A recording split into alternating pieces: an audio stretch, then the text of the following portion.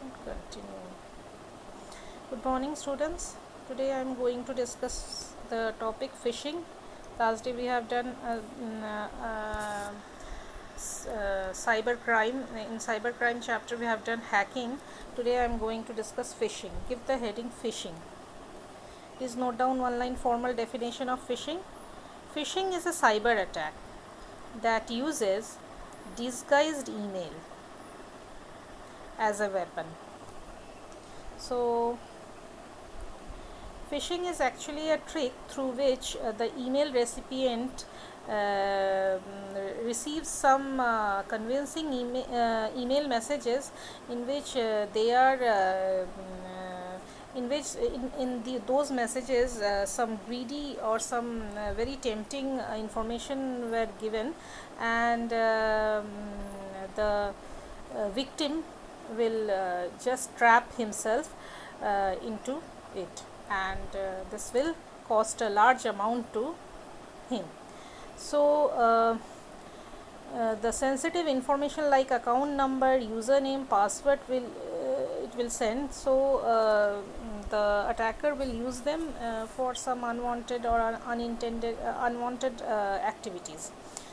You should prevent phishing. So to prevent phishing, please note down the points. Always check the spelling of the URL before clicking. Number 2, watch out for URL redirect.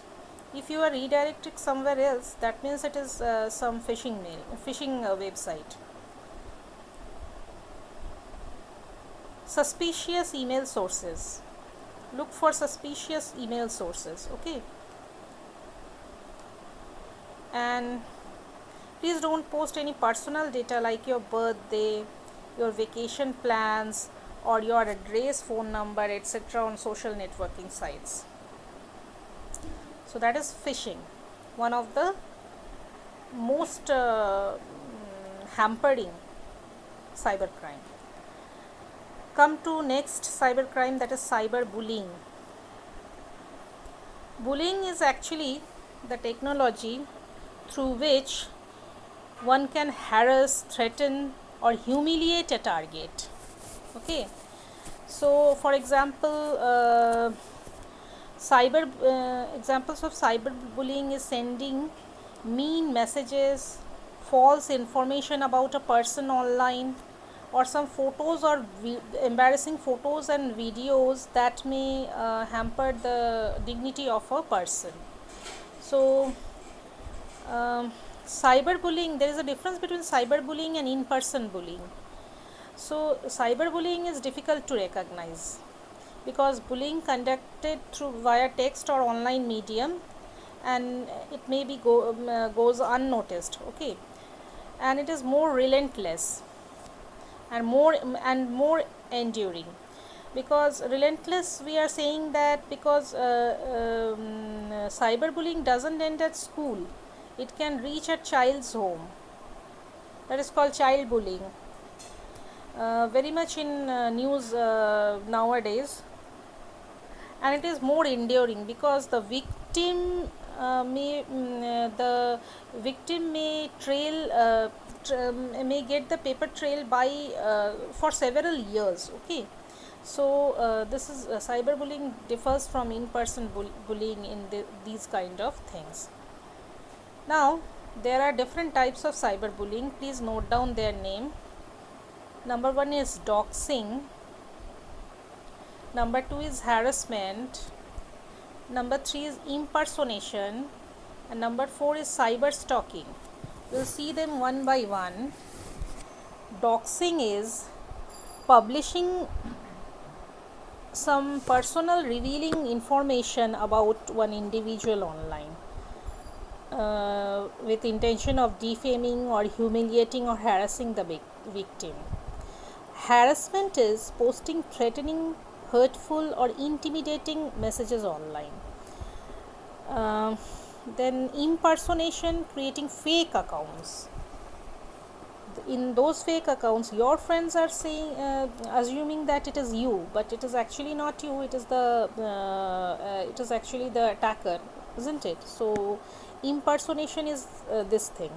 And then we have cyber stalking. that is tracking and monitoring a person's online activity over internet. Now, how to prevent cyberbullying?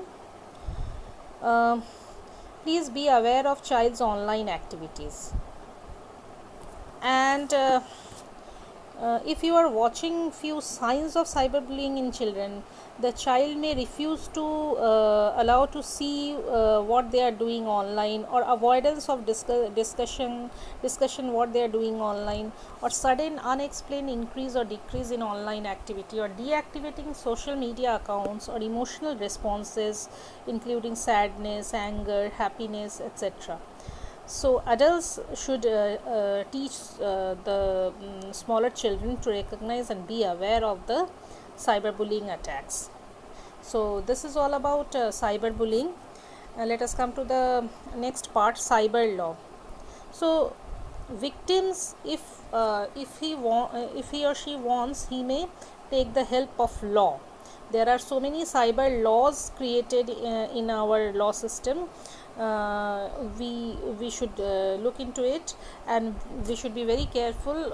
If we are a victim, then we may use the cyber laws. It is a part of a legal system that deals with cyberspace. Okay. It plays a very important role for since there is technology, we are using it. This is a technological era. We are using technology in very much in a large wide spectrum. In that case, technology takes our life, our whole life. So we must be careful. If there are some cyber crime, we may take the help of cyber law. The first cyber law is the Information Technology Act of India 2000. Please note down the name in your copy. Information Technology Act of India 2000, very important.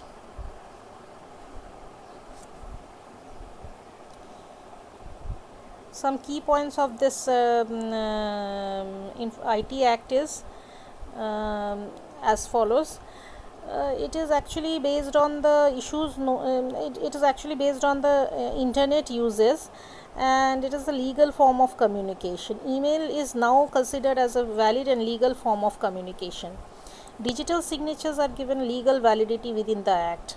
The communication between the companies or between the company and the government can be done through internet. So these are few important key points of IT Act.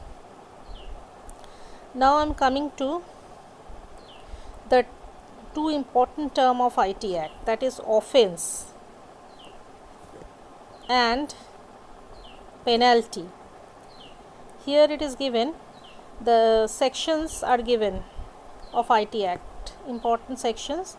67A related to cybercrime. If publishing image containing sexual act, the penalty may be imprisonment up to 7 years or with fine up to rupees 10 lakhs.